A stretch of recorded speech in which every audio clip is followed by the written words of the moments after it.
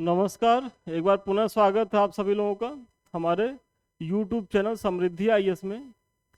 और आज हम अपने मेंस आंसर राइटिंग सीरीज के तहत उपस्थित हुए हैं, जिसमें हम जीएस पेपर 4 का क्वेश्चन कराने वाले हैं। और आज का जो हमारा प्रश्न है, मूल्य क्या है, प्रशासन में मूल्यों की महत्ता को रेखांकित करें। तो चलिए बिना समय गंवाए देखते हैं कि इसका उत्तर कैसे लिखना है। और देखिए, इस सीरीज को कराने का उद्देश्य हमारा यही है कि आप लोगों के अंदर जो मुख्य परीक्षा को लेकर के भय है, जो आप लोग आंसर राइटिंग करते नहीं हैं, वो भय समाप्त हो। और आप लोगों को समझ में आए कि देखिए, मेंस आंसर राइटिंग जरूरी भी है, क्योंकि यदि आप पीसीएस का सपना देख रहे हैं, पीसीएस बनना चाह रहे हैं, तो बिना मुख्य परीक्षा से गुजरे आपका सिलेक्शन तो होना नहीं है। और आपकी जो तीनों परीक्षाएं होती हैं, चाहे प्रीलिम्स हो, चाहे मेंस हो, चाहे इंटरव्यू हो, इसमें सबसे ज़्यादा महत्वपूर्ण इसी की भूमिका होती भी है। और यहाँ सारा सारा रिटर्न है, आपको कुछ भी जो है वो ऑब्जेक्टिव नहीं मिलेगा। मतलब आपको लिखना है ही है, तो लिखने से भागना क्या। और विश्वास मानिए कि यदि आप हमारे साथ जो है हमारे टेस्ट सीरीज में जुड़ते हैं और 10 दिन अगर हिम्मत करके आप लिख लीजिए, तो फिर आपको लिखने में मजा आने लगेगा, ये हमारा वादा है। तो चलिए बिना समय गंवाए आज का प्रश्न देखते हैं। देखिए, मूल्य क्या है, प्रशासन में मूल्यों की महत्ता को रेखांकित कीजिए। तो सबसे पहले मूल्य क्या है, देखिए ये प्रश्न पूछा जा रहा है, तो सब यही आपका प्रश्न का जो है वो की पॉइंट हो गया। और इसी को आप जो है अपनी भूमिका को बना लीजिए कि मूल्य से ही अपनी भूमिका शुरू कर दीजिए। आपको बहुत ज़्यादा भूमिका के लिए खोजना नहीं है कि क्या भूमिका बनाए, क्योंकि आप लोग बहुत कंफ्यूज होते हैं कि सर भूमिका नहीं मिलती है, भूमिका कैसे लिखे। तो भूमिका को खोजने की जरूरत अब तो एकदम नहीं रह गई है, क्योंकि अब जो है आपके प्रश्नों की प्रकृति जो है वो बहुत ज़्यादा मतलब सोचने वाली रह ही नहीं गई है। 20 क्वेश्चन 3 घंटे में लिखना होता है, यदि आप भूमिका में ही बहुत ज़्यादा सोचने लग जाएंगे, तब तो फिर आप लास्ट में बड़े क्वेश्चन जो 12 अंक के होते हैं वो 4-5 छोड़ के आ जाएंगे, और 4-5 छोड़ के आ गए तो आप परीक्षा से ऐसे ही बाहर हो गए।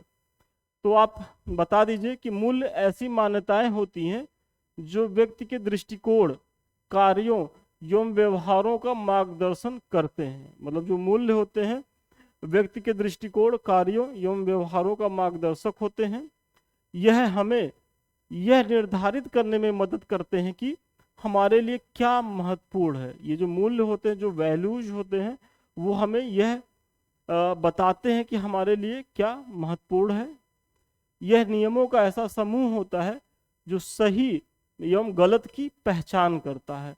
मतलब क्या सही है क्या गलत, इसकी पहचान कौन करता है, वो मूल्य ही है। और मूल्य द्वारा उन व्यक्तिगत गुणों को भी वर्णित किया जा सकता है जिन्हें हम अपने कार्यों का मार्गदर्शन करने के लिए चुनते हैं। तो ये संक्षेप में 15 से 20 शब्दों में आपने मूल्य को बता दिया कि मूल्य क्या है।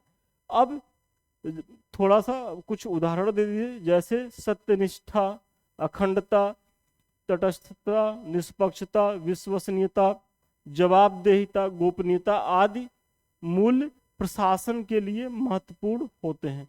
क्योंकि ये कहा गया है ना कि प्रशासन में मूल्यों की महत्ता क्या है, तो प्रशासन में कौन से जो मूल्य हैं जो महत्वपूर्ण होते हैं, तो उसमें सत्यनिष्ठा, अखंडता, निष्पक्षता, विश्वसनीयता, जवाबदेहिता, गोपनीयता आदि जो मूल्य हैं वो प्रशासन के लिए महत्वपूर्ण होते हैं।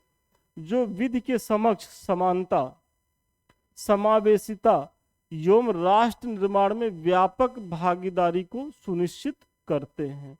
कौन करते हैं, यही जो मूल्य हैं वो प्रशासन में। तो आप जो है पूरा मूल्य क्या है और प्रशासन में जो महत्वपूर्ण मूल्य हैं आप उनका भी उल्लेख कर दिए, और उनकी उपयोगिता क्या है थोड़ा सा संक्षेप में उसका भी परिचय दे दिए। चलिए अब आगे देखिए। जहां तक प्रशासन में मूल्यों की उपयोगिता का प्रश्न है, तो इसे निम्न बिंदुओं के माध्यम से समझ सकते हैं। अब जो आपने पीछे दिखाया है उसी का सबका जो है जो महत्वपूर्ण है उसी में से 2-4 का जो है वो एक्सप्लेन कर दीजिए।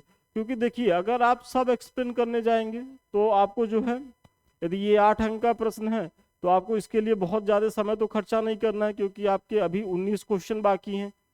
तो आप जब भी मुख्य परीक्षा में बैठिएगा तो अपना भाई आपको कितनों भी आता रहे, आप बहुत ज़्यादा किसी टॉपिक को बहुत बेहतर तरीके से जानना है, लेकिन लिखना आपको उतना ही है जितना जो है आपका समय अलाउ करे। उससे ज़्यादा यदि आप लिखेंगे तो हो सकता है कि आप जो है यहाँ अगर 8 में 4.5 नंबर पा रहे हो, आधा नंबर बढ़ा ले 5 नंबर पा जाएंगे। लेकिन यदि आप कोई क्वेश्चन छोड़ के आ रहे हो, चूंकि लास्ट में 12 अंक के प्रश्न होते हैं, यदि 12 अंक के 2-3 प्रश्न छोड़ के आ गए तो फिर आपका यहाँ से आधा नंबर बढ़ाना, वो आपको जो लास्ट में जो 3-4 क्वेश्चन छूटेंगे उसकी भरपाई नहीं कर पाएगा। तो प्रयास करिए कि बैलेंस लिखिए, कम लिखिए और सारे प्रश्नों को टेस्ट करिए। ये मुख्य परीक्षा पास करने की जो है पहली और अनिवार्य शर्त है, इसको आप लोग ध्यान में रखिएगा।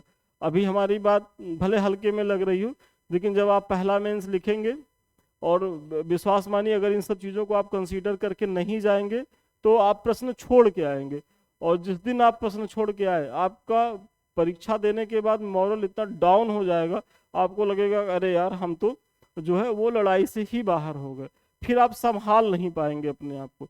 तो ऐसी दुर्घटना आप ना अपने साथ घटित होने दें, इसके लिए पहले से ही प्रिपेयर रहिए, क्योंकि सावधानी हटी दुर्घटना घटी। सत्यनिष्ठा द्वारा व्यक्ति नैतिकता एवं ईमानदारी का दृढ़ता से पालन करता है। सत्यनिष्ठा का उद्देश्य भ्रष्टाचार को रोकना, व्यवहार के उच्च मानकों को बढ़ावा देना, सार्वजनिक हित की रक्षा करना एवं नीति निर्माण की प्रक्रिया में विश्वास बहाल करना है। ये आपने सत्यनिष्ठा के बारे में बता दिया, और इससे ज्यादा आपको बताना भी नहीं, क्योंकि अभी और भी मूल्यों की चर्चा करनी है जो प्रशासन की दृष्टि से महत्वपूर्ण है। अब अगला जो है निष्पक्षता को देख लीजिए। यह सुनिश्चित करता है कि प्रत्येक हितधारक की समस्याओं को समझते हुए उसका निष्पक्ष तरीके से समाधान हो। मतलब ये निष्पक्ष होकर के समाधान की बात करता है प्रशासन में। इसके तहत यह प्रयास किया जाता है कि जिस व्यक्ति को हम पसंद करते हैं उसे अवैध रूप से कोई लाभ न दे दे, और जिसे हम नापसंद करते हैं उसे अवैध रूप से कोई नुकसान न पहुंचा दे।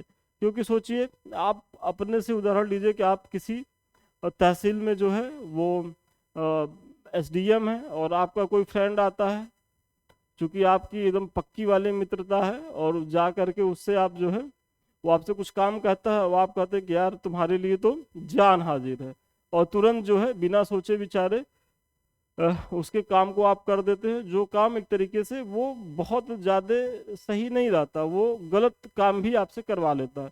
वहीं कोई एक व्यक्ति आता है आपके ही तहसील के अंतर्गत वो रहने वाला है, और उसको जो है कोई सरकारी योजना का लाभ नहीं मिल पा रहा है, आपसे वो सहयोग मांगता है, आप उसको झिड़क देते हैं, आप उसको डांट के भगा देते हैं कि जाओ तो निचले अधिकारी से बात करो। तो ये सारी चीज़ें मतलब नहीं होनी चाहिए। यदि आपका कोई मतलब आपको कोई काम करना है, तो चाहे आपका वहाँ फ्रेंड हो चाहे कोई अननोन हो, आपका वहाँ जो पैरामीटर है वो पैरेलल होना चाहिए। यदि फ्रेंड है, यदि वो जेन्युइन काम लेके आ रहा है तो उसके कामों का स्वागत करिए, तुरंत करिए, और अगर वो गलत काम लेकर के आपसे करवाना चाह रहा है तो आप उसको जो है उसको खारिज करिए, उसका विरोध करिए। और इसी तरीके से यदि कोई अननोन पर्सन है, कोई याचक है, वो आपके पास आ रहा है अपनी प्रार्थना को लेकर के, तो आप उसको जो है निष्पक्ष तरीके से उस पर विचार करिए, उसको कार्य करिए। तो ये निष्पक्षता के गुण हो गए। देखिए, आगे बढ़ने से पहले एक छोटी लेकिन महत्वपूर्ण सूचना। आप सभी जानते हैं कि इस समय जो है आपकी परीक्षाएं चूंकि लेट हैं, तो अभी जो समय है वो मुख्य परीक्षा को बहुत ध्यान से पढ़ लेने को है। क्योंकि जब आप पीटी के बाद अगर ये सोच रहे होंगे कि हम जो है मुख्य परीक्षा की तैयारी कर लेंगे, और जो जीएस के 6 पेपर हैं, एसए है, फिर सामान्य हिंदी का पेपर है, हम कर लेंगे, तो वो फिर हो नहीं पाएगा, क्योंकि इतना बड़ा सिलेबस है, 2.5-3 महीने में आप क्या कर पाएंगे। बीच में आरओ का पेपर हो आ जाएगा, आप आरओ देने डाइवर्ट हो जाएंगे, बीच में शादी विवाह भी आ जाएगा, तो आप चाह करके भी आपके पास वो समय नहीं रहेगा जो अभी आप लोगों के पास समय है। तो ये जो आपके पास शांति काल है, इसका बहुत सार्थक उपयोग करिए, क्योंकि अगर इस शांति काल का सार्थक उपयोग आपने कर लिया इधर, तो जो मुख्य परीक्षा का जो युद्ध है उसमें आपका रक्त बहुत कम गिरेगा, और आप बहुत सहजता से जो है वो पास कर लेंगे। क्योंकि मेरे पास तो ऐसे बहुत सारे उदाहरण हैं कि बच्चा पीटी पास कर लेता है, उसके बाद आता है कि सर हम मुख्य परीक्षा में पढ़ें क्या। आप सोचिए कि यदि आप पीटी के बाद आप ये सोच रहे हैं मुख्य परीक्षा में हमको पढ़ना क्या है, तब तो फिर आपका मुख्य परीक्षा कभी नहीं निकलेगा, क्योंकि आपको मुख्य परीक्षा में फाइट उन बच्चों से करनी है कि जो ऑलरेडी सेलेक्ट हैं, उनको केवल अपने रैंक को सुधार करना है। प्लस कुछ ऐसे बच्चे होंगे जो 2 बार 3 बार 4 बार इंटरव्यू दे चुके हैं, आप वहां से उनसे फाइट करने जा रहे हैं। फिर कुछ अच्छे ऐसे बच्चे होंगे कि जो बहुत अच्छा मतलब उनकी लेखन शैली होगी, वो बहुत ज़्यादा पुरस्कार पाए होंगे लिखने में। तो उन सबों के बीच में आपको अपनी जगह बनानी है। तो सोचिए कंपटीशन कितना टफ है। और इसी के समाधान है तो हमारे संस्थान द्वारा भी जो है वो टेस्ट सीरीज का आयोजन किया जा रहा है। देखिए हमारा जो पहला बैच था वो तो खत्म हो गया, अभी हमारे नए बैच चल रहे हैं 11 जून से, जिसमें हम पेपर 4, पेपर 5 और पेपर 6 का नया बैच शुरू किए हैं। अधिक जानकारी के लिए 7303307507 पे संपर्क करें, ऑफिस के लोग और बेहतर बताएंगे। इसके माध्यम से हम इतना ही बताना चाहेंगे कि यहाँ जो है मंडे टू फ्राइडे डेली आपका टेस्ट होता है। यदि आप 2 बैच ज्वाइन कर लेते हैं तो डेली आपको 4 क्वेश्चन मिलेगा।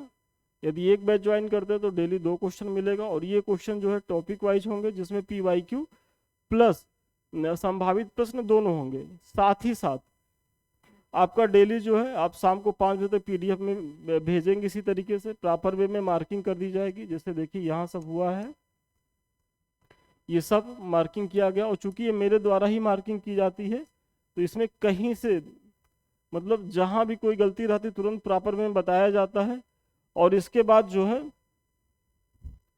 सेम डे ही अगले दिन का आपको जो है प्रश्न मिल जाएगा, जिसे आपको अगले दिन 5 बजे तक जमा करना है। और फिर ये मॉडल पेपर इसी तरीके से मिल जाएगा कि अगर आप जो है जो कमेंट से यदि आपको लगे कि नहीं संतुष्ट हुए हैं तो आप मॉडल पेपर देख लीजिए। और उसके बाद भी यदि आपको संतुष्टि नहीं होती है, कुछ समस्या है, तो तुरंत आप मुझे फ़ोन कर सकते हैं। और हम अपने सारे बच्चों के लिए हमेशा उपलब्ध रहते हैं, सुलभ हैं, सर्व सुलभ हैं। आप हमेशा बात कर सकते हैं, जब भी कोई समस्या रहे आप पूछ सकते हैं। तो चलिए आपको यदि ये बैच ज्वाइन करना होगा तो पीछे जो नंबर है आप लोग उस पर फ़ोन कर लीजिएगा। फिर चलिए अगला जो है वो पारदर्शिता है। पारदर्शिता का अर्थ निर्णय प्रक्रिया का प्रवर्तन नियमों का पालन करते हुए करना, अर्थात किसी संगठन के निर्णय निर्माण एवं काम करने का तरीका अन्य लोगों की जानकारी के लिए खुला हो। मतलब कि कोई भी अगर सपोज करिए कि यहाँ उदाहरण से आप ऐसे समझिए कि कोई सरकारी टेंडर है, तो जो सरकारी टेंडर हो उसमें जो है वो उसकी पूरी पूरी विज्ञप्ति जारी हो, न्यूज़पेपर में आए, और उसमें जो भी इच्छुक व्यक्ति हो जो उस क्राइटेरिया को फुलफिल करता हो वो सभी उसके लिए एलिजिबल हो, वो उसमें भाग ले सके, उसमें उस निविदा प्रक्रिया में वो अपनी भूमिका सुनिश्चित कर सके। तो वो चीज़ें पारदर्शी तंत्र है। मतलब ये नहीं है कि कोई टेंडर निकला या कोई सूचना निकली वो किसी को मिले ही ना, वो ऐसे पेपर में छप जाए कि वो पेपर की केवल 1 प्रति छपती ही हो, तो ऐसा ना हो। तो ये सारी चीज़ें हैं पारदर्शिता के तहत। प्रशासन की पारदर्शी व्यवस्था सरकार के निर्णय में जनता के सहभागी होने में सहायता करती है, वही जो मैंने पीछे एक्सप्लेन किया। फिर अगला है जवाबदेहिता। जवाबदेही सुशासन की प्रमुख आवश्यकता होती है। इसके स्पष्ट निर्धारण से किसी भी कार्य या परियोजना की सफलता की संभावना बढ़ जाती है। भाई अगर किसी कार्य के प्रति यदि आप जवाबदेहिता सुनिश्चित कर देंगे तो जाहिर सी तौर पे उस कार्य के होने की दर तेज हो जाएगी और वो समय से पहले जो है वो पूरा भी हो जाएगा। और ये आजकल जो है सरकारें ऐसा प्रयास कर रही, क्योंकि सबसे पहले क्या होता था कि लेट लतीफ़ी थी, किसी भी कार्य को करने के लिए जवाबदेही तंत्र का विकास नहीं हुआ था। लोग एक दूसरे पे जो है वो मत्थे मड़ देते थे, अरे ये उनकी गलती से हुआ, उनकी गलती से हुआ, और बच जाते थे। लेकिन अब आप जाइएगा जो भी सरकारी विभाग है वहाँ कौन सा काम कौन सा मतलब अधिकारी या कर्मचारी देख रहा है, और वो भी एक टाइम बाउंड के अंदर। तो ये सारी चीज़ें जो है वो प्रशासन में जो है वो एक तरीके से जवाबदेहिता को सुनिश्चित करती है। और यदि प्रशासन में जवाबदेहिता सुनिश्चित होगी तो प्रशासन की गुणवत्ता बढ़ेगी, प्रशासन में जन भागीदारी और ज़्यादा मतलब उसमें बढ़ेगी, और लोगों का एक विश्वास भी जो है वो जमेगा। ये सारी चीज़ें आप इसके माध्यम से बता रहे हैं जवाबदेहिता के बारे में। फिर इस प्रकार मूल्य मार्गदर्शक की भांति कार्य करते हैं। ये उन नैतिक आचरणों का विकास करते हैं जो सुशासन हेतु आवश्यक होते हैं। इनके द्वारा जनता के प्रति सेवा भाव एवं प्रशासनिक प्रतिबद्धता बढ़ती है, जो बेहतर शासन की अनिवार्य जो है वो शर्त होती है। बस इतने में ही आप जो है अपनी भूमिका को खत्म करिए। तो चलिए, आज का प्रश्न का जो उत्तर था वो यहीं तक था, और इसके माध्यम से मुझे बहुत विश्वास है कि आपने कुछ जरूर सीखा होगा। एटलीस्ट प्रश्न को कैसे लिखना, भूमिका कैसे लिखनी है, निष्कर्ष कैसे देना है, और बीच का पार्ट कैसे लिखना है। ये हमारे समृद्धि आईएएस का टेलीग्राम चैनल है, आप लोग इससे जरूर जुड़ें, क्योंकि आपसे आपकी परीक्षा से उपयोगी बहुत सी जो जानकारियाँ होती हैं यहाँ निःशुल्क हमारे संस्थान द्वारा प्रोवाइड करवाई जाती हैं। ये यूट्यूब चैनल है जिससे हम आप रूबरू हो रहे हैं, इसे आप लोग लाइक करिए, सब्सक्राइब करिए, शेयर करिए। और ये हमारा संदीप मिश्रा ऑफिशियल ये सेकंड चैनल है, आप लोग इससे इसलिए भी जुड़िए क्योंकि यहाँ भी आपकी परीक्षा से उपयोगी बहुत सी जानकारियाँ टाइम टू टाइम हम लेकर के आते रहते हैं। और सबसे अंतिम में 7303307507 ये हमारे ऑफिस का कॉन्टेक्ट नंबर है। आप हमारे किसी भी बैच से जुड़ने के लिए यहाँ फ़ोन कर सकते हैं, व्हाट्सएप मैसेज कर सकते हैं। तो चलिए, आज के लिए इतना ही। पुनः मिलते हैं नए वीडियो में नए क्लास के साथ। तब तक के लिए धन्यवाद, शुभकामनाएं आपको।